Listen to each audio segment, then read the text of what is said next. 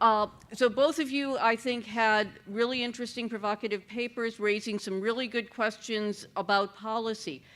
And Tom raised the question, so what do we do with this? So I would like you to put on your getting the world to the first best hat and try to talk about what policy you think would correct for some of the problems that would help solve the problems that you're trying to address. And if you can, and I'm not sure you can, think about who could actually implement those policies, whether this is something that might require legislation, whether this is a NHTSA problem, whether it's an EPA problem, or California, or whatever. And John, do you want to kick it off since you're sitting closer to me? Short answer, gas tax.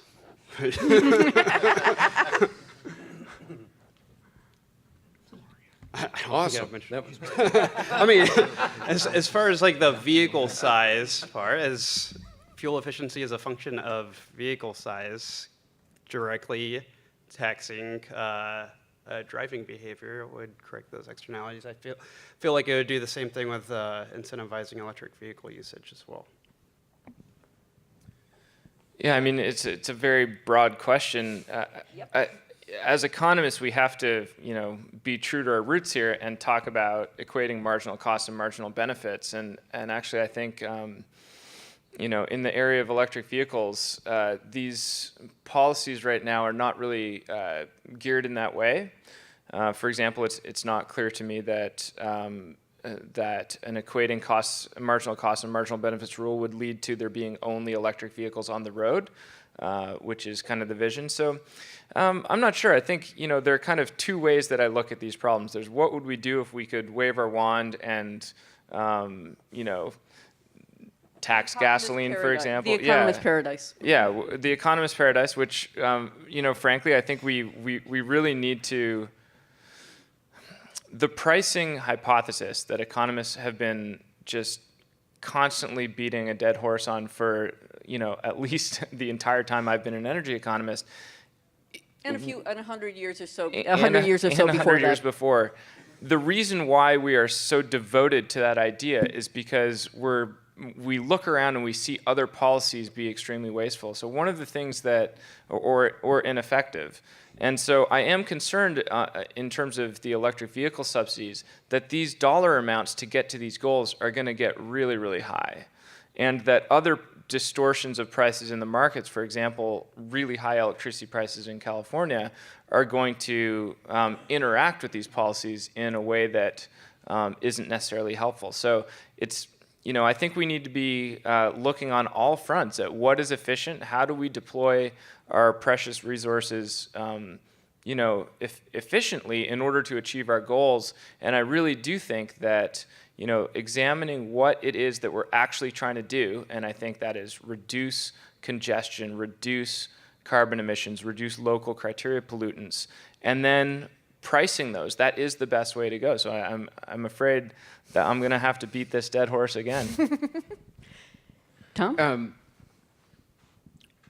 Just echoing something David said, there has been some great recent research by Stephen Holland and co-authors showing that at the moment, electric vehicles are not necessarily desirable from an environmental perspective in all parts of the country because a lot of the country still relies on coal. But if you look 20 years out, we hope that'll be very different. David didn't quite say explicitly we need a carbon tax, but that's the other thing that Jonathan mentioned. We need a gasoline tax. We certainly need a global carbon tax. So those are kind of the most obvious two steps to take toward our perfect world. At this point, I throw it open to the panel to discuss amongst yourselves for a few minutes. So any questions or comments that you have for each other? I just wanted to go back to Jonathan with the safety issue. Do we think a gasoline tax would get us where we need to go, or do we need something more than that? So Anderson and Offhammer look at a weight-based gas tax. I'm not sure of the feasibility, but I mean, that would be first best for the arms race externality because it's directly taxing the externality. I'm I mean, I think it's interesting that we don't place a whole lot of emphasis on it, though, because they estimate a $136 billion annual external cost from vehicle size, which is significantly more than annual social cost of carbon. So it's probably something Did they do an estimate of the size of the tax that would be required? They do. I don't know the figure off the top of my head. It's something like a gas. It's equivalent. I want to say it's equivalent to a gas tax of like 95 cents, close to $1. First, I just also want to thank you for your very clear description of our papers, which is a valuable role that a discussant plays. And I think, in such a short time frame, we didn't necessarily get to explain it as well as we could have. And so it was really, I think I really appreciated that. One thing that is just coming to mind right now is there are so many different benefits and challenges in the transportation sector. The benefits, the main benefit is getting from point A to point B, and we want to do that cheaply. We're moving around people, we're moving around goods. We want it to happen in an inexpensive and safe way. And when you look at the negative kind of effects that arise in the transportation sector, congestion is one that is just enormous. And living in California, I experienced this very directly, very frequently. But when you add up there's this great literature that was spearheaded by, is it Ian Perry? Yeah. And Ken Small. Yeah, looking at the categories of most damages in transportation, and congestion is by far the biggest, followed by the public costs of accidents, basically, and then local criteria pollutant damages, so health damages, and then carbon. And just thinking about that, we really need to take these things seriously, and what the suites of policies that you would consider to address each of those is potentially very different. And so that you can end up in a very complicated setting where you have, one policy to address congestion and one to address, carbon. And I just think we need to keep it simple and try to think about the best ways to have a unified approach to these problems rather than having a siloed approach. Just to be a dismal economist, I think that's absolutely right. And of course, we live in a country, a world where policymakers generally refuse to do the first best thing. They almost always just set that aside immediately in order to go after something third or fourth best. And then the problem with the theory of the second best is that once we're off the first best, we really have very little idea what to do. And so you have to analyze every policy combination specifically comparative to one another. And I think that's part of what makes this so fiendishly difficult. Yeah, it would help if we had more of a functional political situation, that's for sure. So that raises a question. John, you said gas tax, and we can broaden that to a carbon tax if you'd like. Given that so the first question is that sufficient to get to the first best? And if not, are there potential unintended consequences that you can think of, given that it would leave us in a second best setting? Well, I don't think it addresses the congestion problem adequately. Mm-hmm. And to really think about addressing congestion, you need to acknowledge that it's going to arise at different times and in different places, and it's going to change. So the optimal situation there is going to be some type of congestion pricing that's dynamic in nature. So we've been learning a lot in the electricity markets literature, where the marginal social cost of producing electricity varies by every minute of the day. And so, economists have thought for quite a long time about the possibility of retail prices that also change in very granular increments. And potentially something along those lines is both feasible and desirable to deal with congestion. So I think a gas tax or a carbon tax would both be desirable in many ways, but they're not going to get that changing nature of the time and location of congestion. I want to go back to something Doug Kelbaugh raised yesterday, which was urban design. You know, a lot of the problems that we face are because we've developed in a very unplanned way, in a sprawling sort of fashion, and then we have to come up with second or third best responses to that. And several of our comments over the last few minutes have just maybe think about Europe. You know, I went to a conference in Gothenburg, Sweden this summer where there are electric trams that are all over the place, quietly moving around, reasonably priced, and it's a very uncongested, very clean city because the city has been designed in a different way.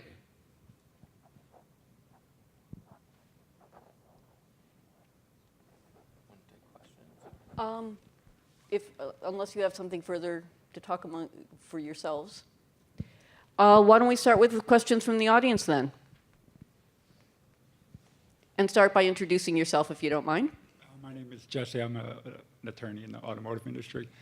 In terms of inducing the EV demand, I didn't know how much you considered like virtue signaling as how it affects elasticity. I mean, like, so no one's buying a Tesla just because they're those cars aren't safer, they're not more fuel efficient, you're projecting a lot more. And I didn't know if that $4.5 billion, I mean, is there any idea that you could induce more demand through like a public relations campaign that guilts people into buying more fuel efficient vehicles or taking, you know, electronic bike share programs? Or does the elasticity argument, are your findings kind of on the elasticity so sufficient that like either that or more charging stations that are visible would make more of a difference? I think we're learning a lot about the behavioral aspects of many of these decisions, and I think you're right to point out that they can be important. My own perspective is that as we think about broadening this market to include, you know, everybody, really the economic features of these decisions are going to dominate the other aspects. So I completely agree with you that people buying Teslas in Palo Alto over the last, you know, many years have probably had many non-economic reasons to do so. But I think, you know, when you think about the broad market, these economic considerations are very important. So I'm not sure exactly how my elasticity estimate does or does not include that. I'm not sure in these low-income communities what type of virtue signaling might be going on, or even which direction it might go. But it's an interesting question. David Stout, Global Electronics. I had organized a paper for the SAE a couple of months ago. One of the people was from the insurance industry, and he was thinking about autonomy looking out to 2050. That the insurance industry would have, for automotive insurance, a 40% drop in the actual amount of insurance issued. Have you thought at all about how insurance, which is another factor that, after gasoline and the cost of the vehicle, probably the next largest cost for the individual facing, how is the insurance industry valuing the impact when you're talking about higher accidents? Is there a difference in how they look at a heavy vehicle versus a light vehicle? Is there a difference looking at an electric vehicle versus a non-electric, et cetera? Maybe that's future paper fodder. I'm not sure there's a whole lot of empirical evidence on that yet. Like, we're still a little bit away from that. I'm not sure how they value, insurance companies would value vehicle size. Well, it's risk. It's all about risk, and you just articulated that. Right. I mean, it's, I don't know. I think they're valuing potential damages in the value of the vehicle, and I think that's implicitly included. If they're not, they clearly should. I mean, you know, I'm picturing some analyst in an insurance back office doing some machine learning and just looking at the relationships between vehicle attributes and eventual payouts. And it seems clear to me that the literature that John is contributing to would, that's going to be an important relationship. I would assume that they're already accounting for it in some way, optimally. Somehow the consumers aren't aware. Well, let me just chime in on that, because I'm not sure how the insurance industry thinks about this, but if you take an individual's likelihood of being killed in an accident, they're going to be safer in a large vehicle, but the externality they impose is going to be greater. So is the insurance industry really going to be in a position to incorporate both of those facts? And I was thinking it may depend on the nature of the insurance regulation. Here in Michigan, we're a no-fault state. Is that different from the structure of how insurance is done in other states? And you've heard everything I understand about it at this point, so I can't elaborate on the point.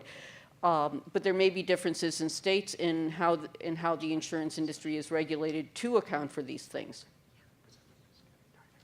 Hi, Zane McDonald. I'm from S&P Global Platts. I had a question for Dave. You mentioned subsidy pass-through, and I was hoping you could talk about that a little bit more, and also how a subsidy for an EV may or may not make it to its secondhand sale, and how it could impact a secondhand sale. Yeah, those are both really good questions. So what we find in our paper is that there's 100% pass-through, which is really an encouraging story in terms of the efficient use of public funds. And what you really want is for every $1,000 of subsidy to be reducing the price for consumers so that you can move down the demand curve. So that's really promising. If it was 50%, that would mean you'd have to spend a lot more money on subsidies in order to get the same result. And my sense of this is that it's the people who designed the EFMP program had thought about this very deeply, and they, in the dealer enrollment process for that program, they had to come to agreements. The dealers had to agree not to basically negotiate with these low-income buyers. And so there's certain stipulations in that relationship that make high pass-through likely. So I think they were thinking clearly about that, and I'm not sure you can ever really, overcome the incentives people have to try to extract some rents for themselves, but it seems like they did quite a good job. On your question about the secondary market and whether new car incentives pass through to their subsequent secondary market sales a few years later, I actually don't think that. I was having a conversation this morning or yesterday about that very topic. I actually think what's important is what happens in the market at the moment. So when you have a new car subsidy today on, say, a Leaf, that's going to depress the value that people will put on a used Leaf today as well. So it's less what happened, like how that car was subsidized 3 years ago, but more what is the subsidy situation for close substitutes in the market today. And I think there we have in California, we still have a pretty big problem there because we're subsidizing new vehicles a lot more than we're subsidizing used vehicles. And there's some evidence in actually some other work that Eric and I have looking at the way that EVs are flowing in the used market, that this is causing used EVs to move out of California in the auction market. So I think this is a really an important thing to consider for policymakers. What's your objective function, though? Don't you want the most EVs on the road possible? Yeah, I think the objective function is, I was talking with Gloria about this earlier this morning. So, I mean, if you're a California policymaker, I'm not sure how you feel about subsidizing an EV and then having it leave the state when you've got this objective of increasing the number of EVs in the state. You're also not going to enjoy the local pollutant reduction benefits of EVs in California if it moves to another state. And I would say that we probably don't want EVs moving to the Midwest, where the MISO has a marginal emissions profile that's worse than gasoline. John? Yeah, and kind of related in some way. This morning the news broke that General Motors is calling for a nationwide zero-emission vehicle mandate to keep a national program, instead of just having it in California and maybe other states. And at the same time, I mean that the implicit package there is perhaps a nationwide electric car mandate with weaker fleet-wide regulations overall, if not the flatline proposal that came from the administration, maybe some compromise, but is still weaker than the existing. So I'm wondering, how based on your folks' work, you would react, maybe as Gloria's going to be in the position, her office will be in position of perhaps writing rules like that. How should she think about the effectiveness for the key externalities involved and the unintended consequences?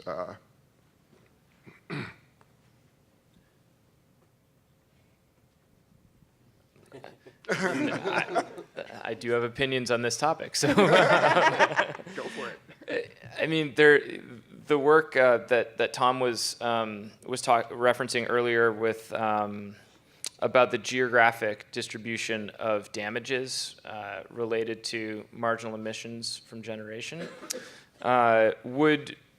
would actually lead me to think that there are certain places that you want to have EVs potentially and certain places that you don't want to have EVs. And so I think that policymakers should acknowledge that heterogeneity and try to optimize the deployment of funds and policies towards the maximum net benefit.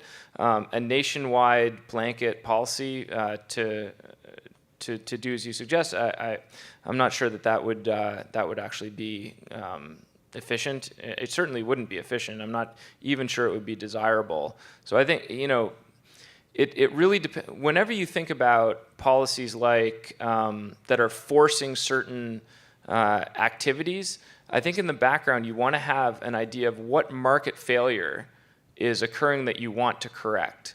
And it's not clear to me what market failure is leading to the desirability of a nationwide ZEV mandate. Just tagging on that, though, if you think about the politics of it, if you had a nationwide ZEV mandate that was conditional on the quality of your electric grid and the cleanliness of it, then that could induce people in dirty states like Michigan to start demanding that we clean up our grid. Or it could be interpreted as punishing areas that have invested in clean electricity. How so?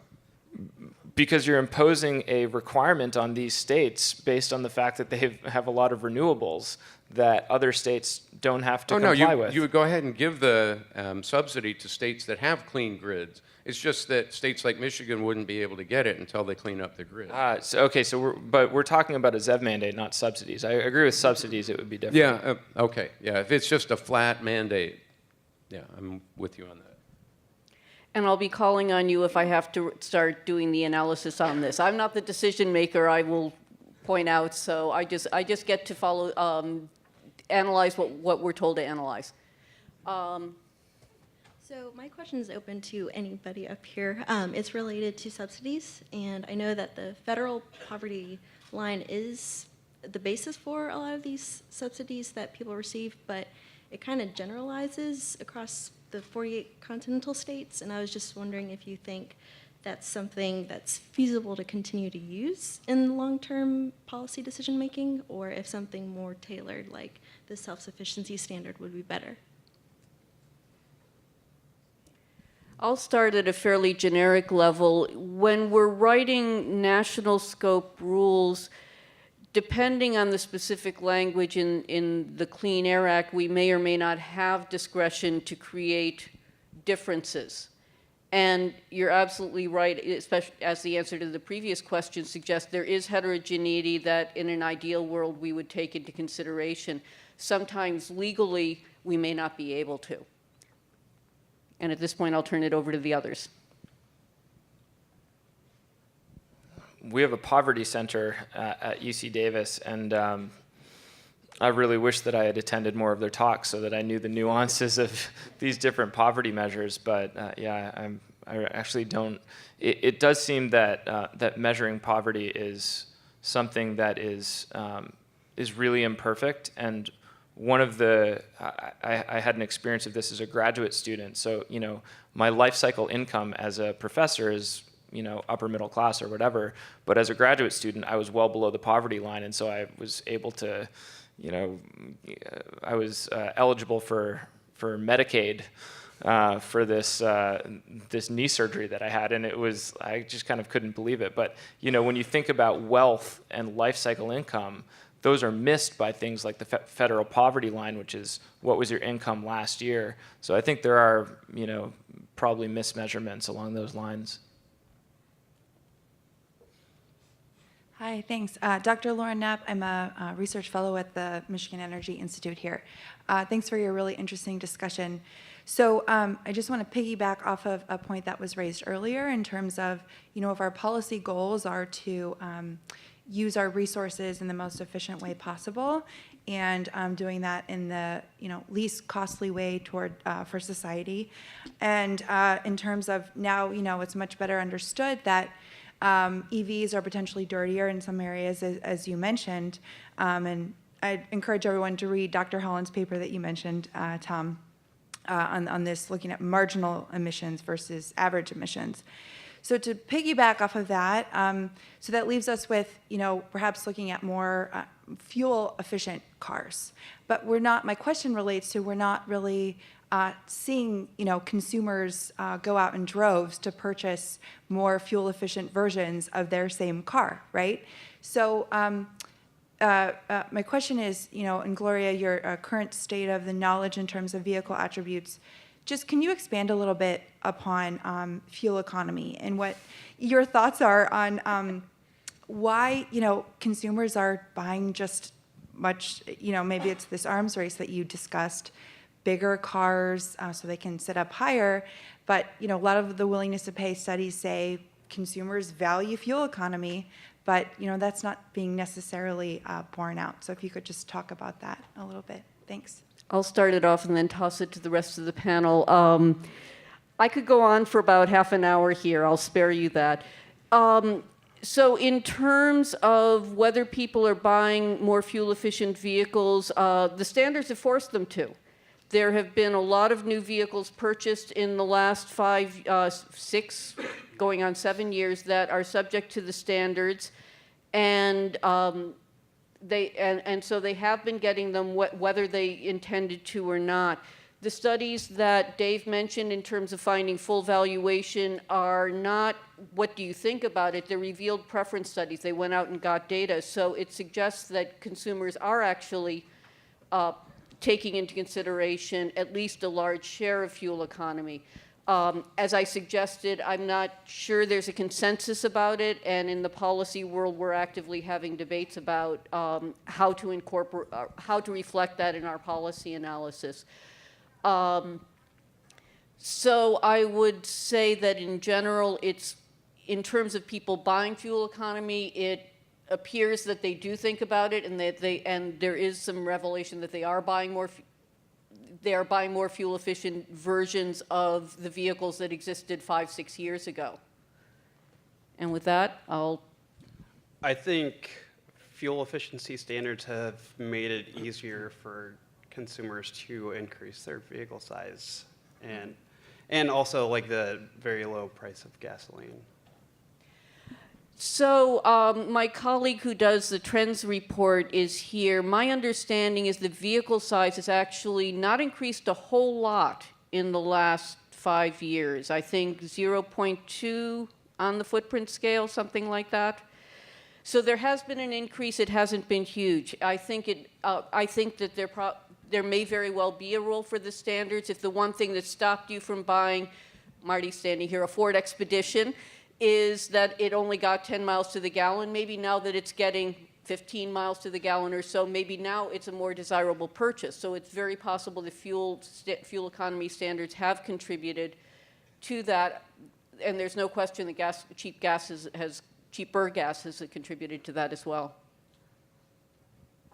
I'll just underline the fact that we probably underprice gasoline. Like those of us who drive around Michigan spend, some studies say, $1,000 a year fixing our cars because there are so many potholes, and we won't raise the gasoline tax enough to actually fix our roads. So, we're underpricing on that side. We're underpricing from the perspective Jonathan presented, that we're subsidizing large vehicles which kill.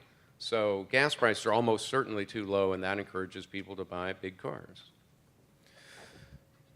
there are two things that come to mind here. One is that people obviously care about things other than fuel economy, and we should encourage people to meet their needs by buying large cars if they need more capacity and buying heavy cars if they want more safety. I mean, these are good things.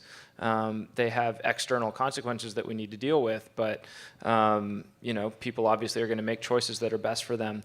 But I will point to one obvious flaw in the way that fuel economy standards are set, which is they're attribute-based. And there's a really nice paper by Koichiro Ito and Jim Salee, where they've got, again, it's a paper that has a money graph. You see the entire story from this one graph, which shows the stepwise attribute basing relationship between economy standards and I believe it's weight in Japan. And you see that all of the vehicle manufacturers are upsizing their vehicles to get to the lower kink on the fuel economy rules. And you know, if you have attribute basing, firms are going to optimize based on whatever they're being constrained to do. And in this setting, it's going to be making bigger vehicles.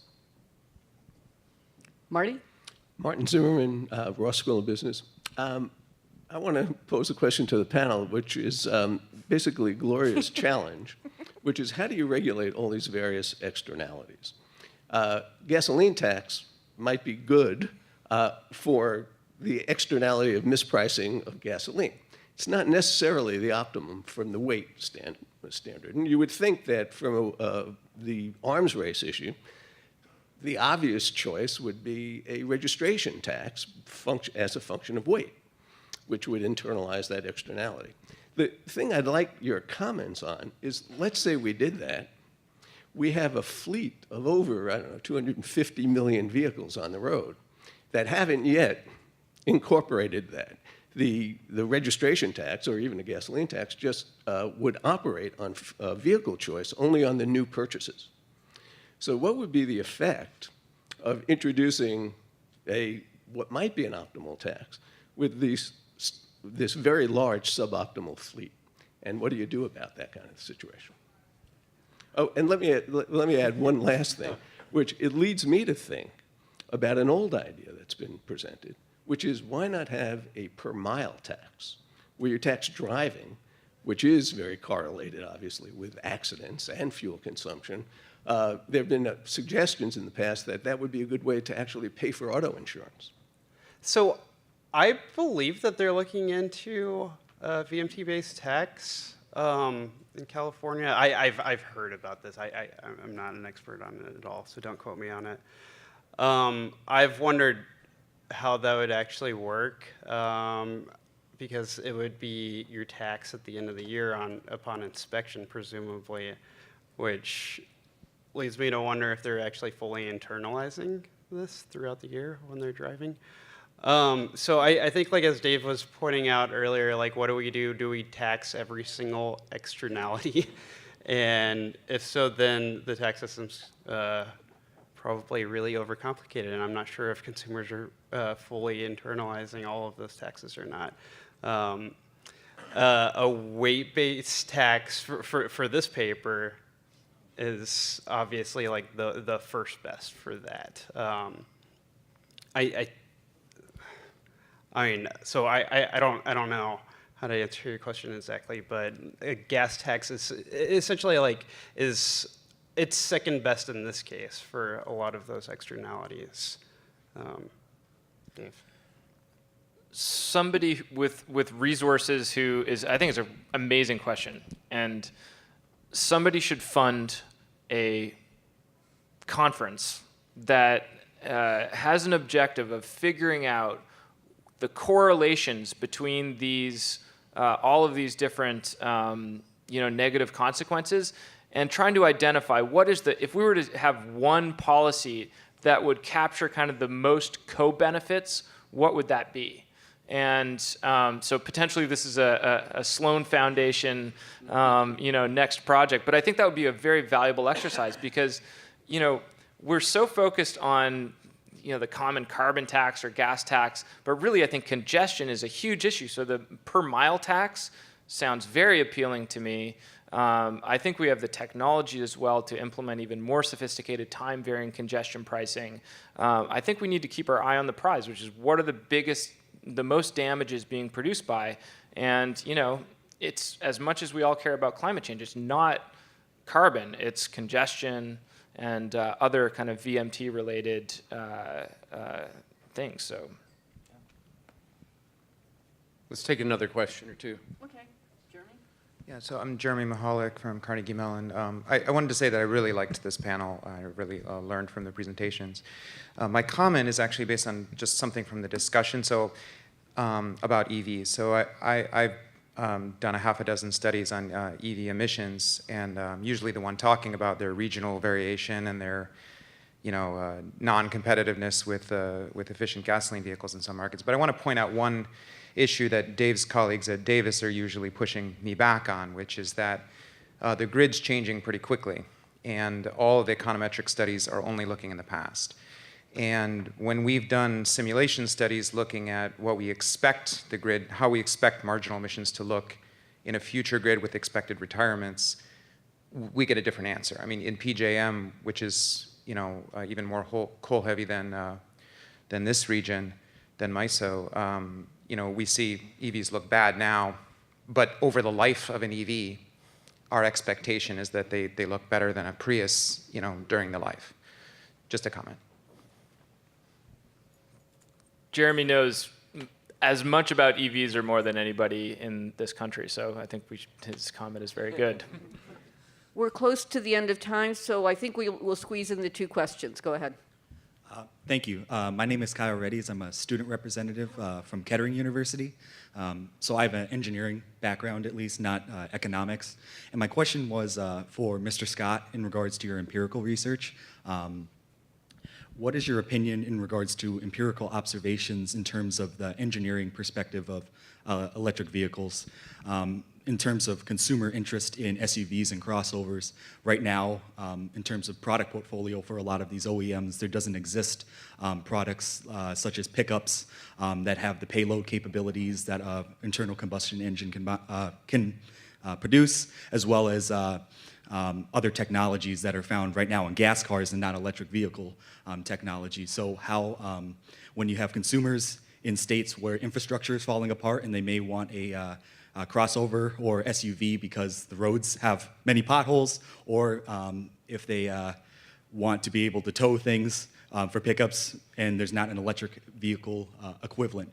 How do you believe that in terms of, from your empirical observations, but also from a policy standpoint, how do we gauge that? Understanding climate change obviously continues whether we have a product that's capable of these things or not, but how do we, when there's different consumer needs for a vehicle, handle those different criteria? Thank you.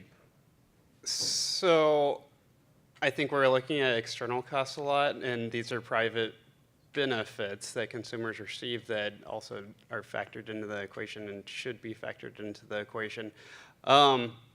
So, and I keep going back to my paper because this is what I know, but in a vehicle arms, it's a prisoner's dilemma. Consumers are purchasing larger vehicles because of their private benefit, but it ends up being like an inefficient equilibrium where now everyone's worse off. So this is a coordination issue, and if we're going to consider those sort of external costs, then we need to impose certain regulations on that to make consumers better off. Yeah. We don't have a lot of time for discussion. Let's save that for the break, so why don't you get your question in?